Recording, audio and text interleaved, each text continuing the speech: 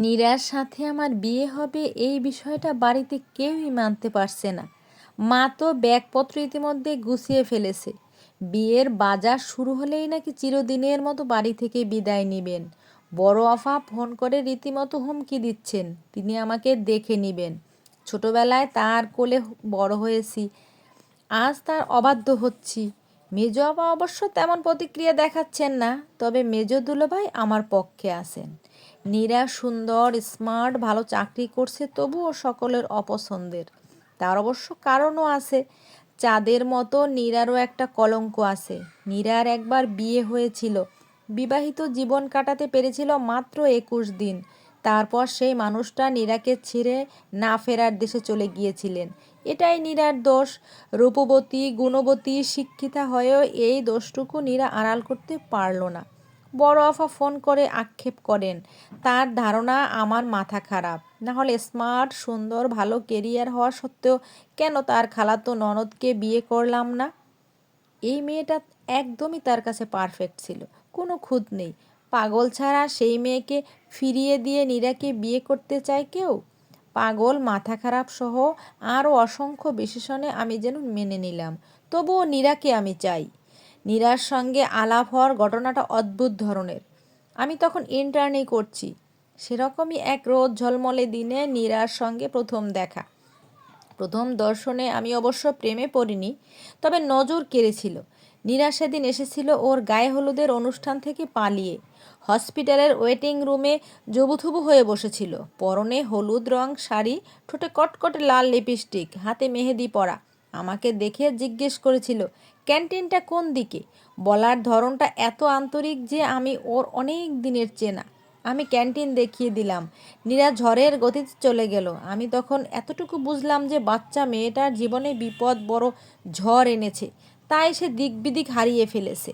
হসপিটালের কাজ সেরে আমি যখন বেরিয়ে আসব, তখন আবারও নীরার সঙ্গে দেখা। হলুদের পোশাক পাল্টে নর্মাল সুতির সালোয়ার কামিজ পরা। আমাকে বলল, এই ভাইয়া একটু শুনুন। আমি নীরার কাছাকাছি গেলাম। হাতের মেহেদিটুকু ছাড়া সকালের সাজের কোনো কিছুই নেই। নীরা খানিকটা ইতস্তত করে বলল, আজকের রাতটা এখানে থাকা যাবে? আমি তো কোনো পেশেন্টের সঙ্গে আসিনি, তাই জিজ্ঞেস করলাম। আমি প্রশ্ন করলাম, এখানে কেন থাকতে চাইছেন? নীরা শুকনো ঢোক গিলে বলল, বাড়িতে একটু সমস্যা আছে আসলে। আমি আর প্রশ্ন করলাম না।